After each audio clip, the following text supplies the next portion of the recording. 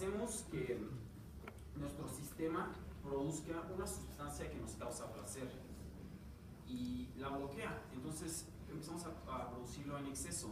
Esta sustancia nosotros la producimos naturalmente y de hecho la producimos cuando comemos, cuando dormimos, cuando vemos algo que nos gusta, cuando tenemos relaciones sexuales y también cuando comemos chocolate.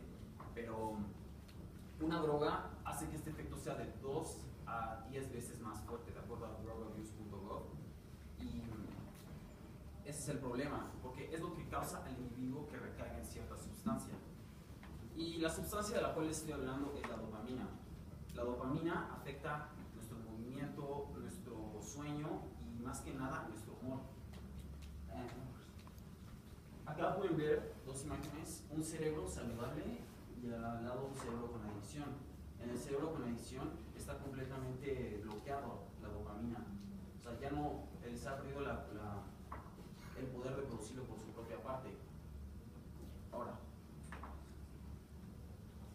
dichos estupefacientes, ¿cómo afectan a los adolescentes?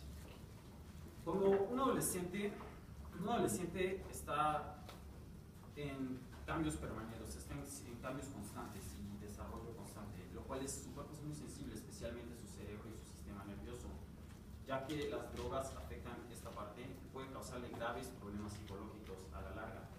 Inclusive a largo plazo, un adolescente que consuma drogas, digamos, 6 veces al mes, de acuerdo al Dr. Wade, puede desarrollar esquizofrenia en la mitad de sus 20 o 30 años. No solo eso, o sea, consumirlos desde la adolescencia aumenta el riesgo más del 50% de caer en adicción.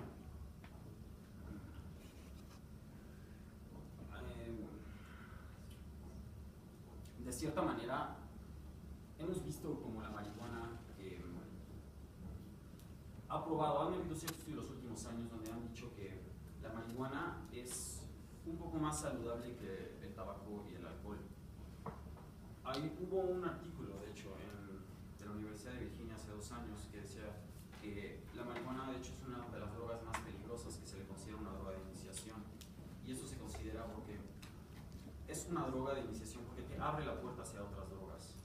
Y especialmente una droga de iniciación hacia a drogas más sintéticas y mucho más fuertes que causan más dopamina y obviamente más adicción. Bueno, de esta manera ya les he explicado cómo funcionan los estupefacientes, cómo afectan a los adolescentes y su definición.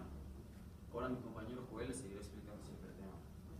Bueno, para poder comparar y ver realmente el alcance que tienen los estupefacientes dentro de la sociedad y cómo estos realmente afectan a las generaciones que están apenas empezando a consumirlas, es importante hacer una comparación entre un estupefaciente ilegal, que sería la marihuana, y en este caso no es un estupefaciente, es un psicotrópico, que es el alcohol. ¿Cuál es la diferencia realmente entre un estupefaciente y un psicotrópico? Bueno, a diferencia de lo que ya explicó mi compañero, el psicotrópico te deprime tu sistema nervioso, es decir, que produce efectos que hacen que tu sistema no funcione como debería de ser. Pero bueno, para poder comparar bien la marihuana y el alcohol, nos vamos a enfocar en 3 puntos principales. Primero, ¿cómo funciona la marihuana y el alcohol dentro de tu organismo? Es decir, ¿qué es lo que realmente hace y produce que tenga los efectos que tienes cuando las consumes? El punto 2 sería los efectos ya concisos de la marihuana y el alcohol. Estos ya sea a corto plazo o a largo plazo. A corto plazo sería más bien cuando lo estás consumiendo y a largo plazo es cuando ya tienes una adicción. Después podremos, en el tercer punto, y es ya ver y comparar realmente las estadísticas o las consecuencias realmente puntuales que tiene el consumir estas drogas, por así decirlo. Bueno, primeramente, ¿cómo funcionan? El alcohol, al ingresar al sistema, entra al torrente sanguíneo y entra al cerebro. Al entrar al cerebro hay unos transmisores en el cerebro que se llaman neurotransmisores que se encargan de regular las funciones motrices, de memoria y de reflejos en el cuerpo humano. Al entrar el alcohol, estos neurotransmisores se ven afectados y modificados en su funcionamiento, por lo que, como se dice, pues tienes muchos efectos que ya veremos después. La marihuana, en cambio, hay unos también como receptores en el cerebro que se llaman cannabinoides. Estos cannabinoides también regulan ciertos aspectos de cómo funciona el cerebro. Al entrar la marihuana, y ya que es fumada, mayor principalmente, entra muchísimo más rápido al sistema sanguíneo y entra mucho más rápido, por ende, al cerebro. Entonces, al entrar al cerebro, igual, llegan a los cannabinoides y, ¿cómo se dice?, afectan su funcionamiento, por lo que se ven los efectos que tienen, que es el siguiente punto. Entonces, los efectos a corto plazo, que serían cuando estás consumiendo ya sea el alcohol o la marihuana en el momento, serían, el primero, en la marihuana, pérdida de funciones motrices, es decir, que no tienes buenos reflejos, que no caminas bien. También tus recepciones sensoriales se disminuyen, y esto quiere decir que muchas veces no piensas y no tienes los sentimientos iguales que los tendrías cuando no estás consumiendo este estupefaciente. El alcohol, en cambio, entra, y los efectos que tiene también es igual, pérdida ¿cómo se llama? De capacidades motrices, es igual, te tambaleas igual, tienes diarrea, tienes vómito, tienes pérdida de memoria.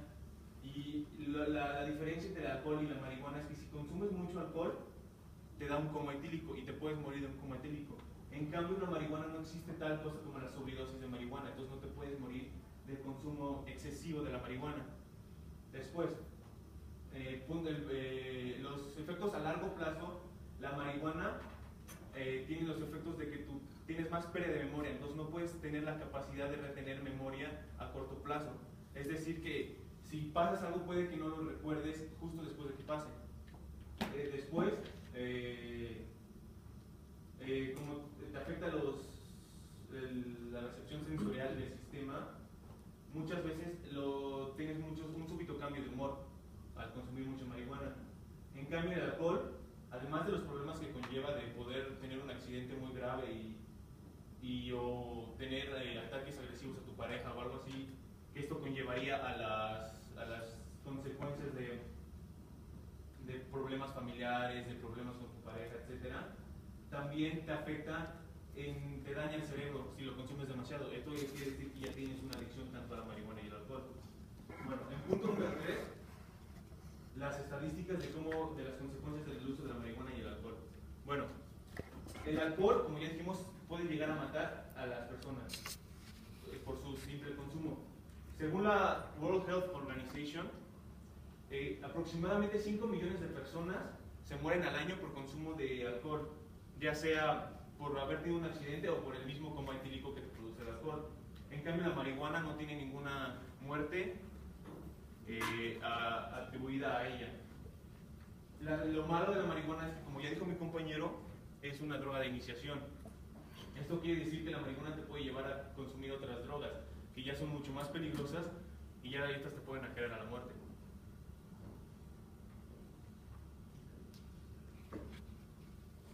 Bueno, yo les voy a explicar acerca de la marihuana y el tabaco. Como ya lo mencionó mi compañero, la marihuana es un estupefaciente, un psicoactivo, que es completamente ilegal aquí en México, mientras que el tabaco es legal. Bueno, tan solo en México hay 66 millones de fumadores, y de los cuales al año se registran 66,000 muertes.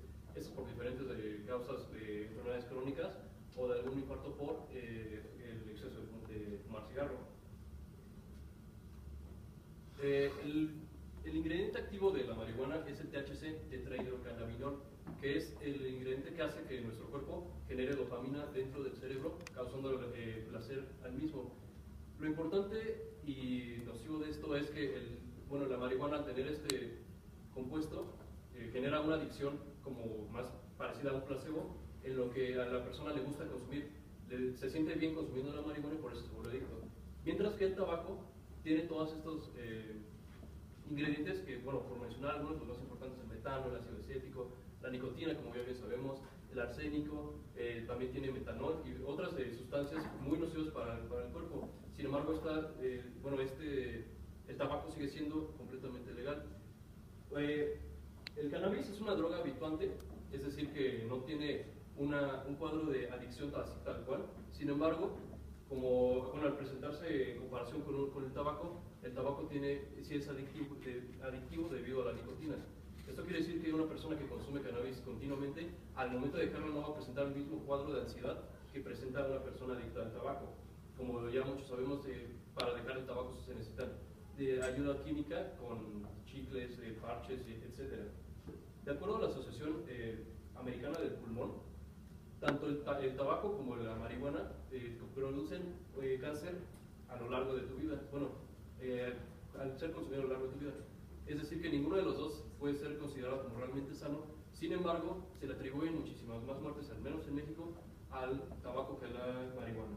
Además de esto, la marihuana sigue siendo la droga más consumida, de acuerdo a la encuesta nacional de adicciones del 2013, es la droga más consumida en todo México. Buenos días. Complementando lo que mis compañeros les han expuesto sobre algunas drogas y psicotrópicos, yo voy a hablar, como ya se habrán dado cuenta, de la hoja de coca. El nombre es Erythrocyrum-coca, comúnmente conocido como la hoja de coca. Este es un arbusto originario de los Andes, en Chile, que crece hasta 2.5 metros de altura, de tallos leñosos y hojas de forma ovoide, pequeñas y de color verde intenso. Sus flores son minúsculas y de color blanco, sus frutos de color rojo. Miden alrededor de 1 centímetro y aunque la hoja de coca en su forma natural es un estimulante ligero e inofensivo, comparable a los efectos del café, es muy importante señalar que en ella se puede extraer la cocaína, aunque para poder extraer esta droga es necesario un proceso químico. La hoja de la coca naturalmente tiene 14 alcaloides, de los cuales solo uno puede ser considerado para hacer la cocaína, junto con los procesos químicos. El hábito de usar las hojas de coca como analgésico en el área andina se remonta cuando menos al siglo II a.C., es decir, es una tradición milenaria, y continúa siendo común entre los actuales grupos indígenas de las serranías y altas mesetas de Bolivia, Perú y Argentina. Es muy importante mencionar lo de las altas mesetas porque la hoja de coca es muy importante para todas las personas que viven en lugares muy altos en donde la presión atmosférica sobre el cuerpo es muy extensa. Si bien la coca fue considerada un artículo de lujo en tiempo de los incas y utilizada durante únicamente los ritos sacerdotales, utilizado por los emperadores y por los nobles, su consumo fue estimulado por los conquistadores españoles para extender las horas de trabajo de la mano de obra originaria. Es decir, para que las personas trabajaran más, las mantenían literalmente despiertas con todos los alcaloides que contiene la hoja de coca.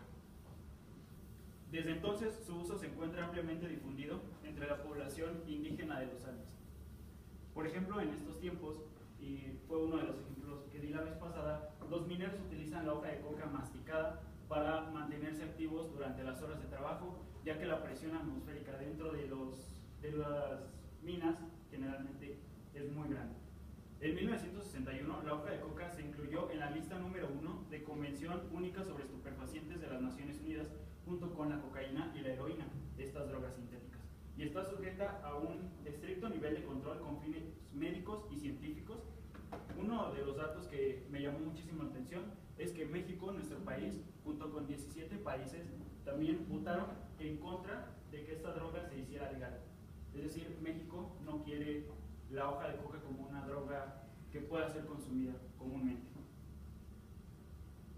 Afortunadamente, para algunos lugares como Perú y Bolivia, ellos negociaron el párrafo número 2 del artículo 14 de la Convención contra el Tráfico Ilícito de Estupefacientes de 1988.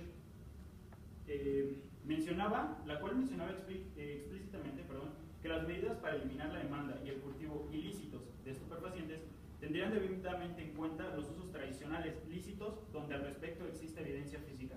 Obviamente ellos ganaron el caso, ya que, como lo mencioné anteriormente, esta es una tradición milenaria, tenían sin problema la evidencia histórica que los respaldaba para que pudieran utilizar la hoja de coca de una forma natural, de una forma tradicional.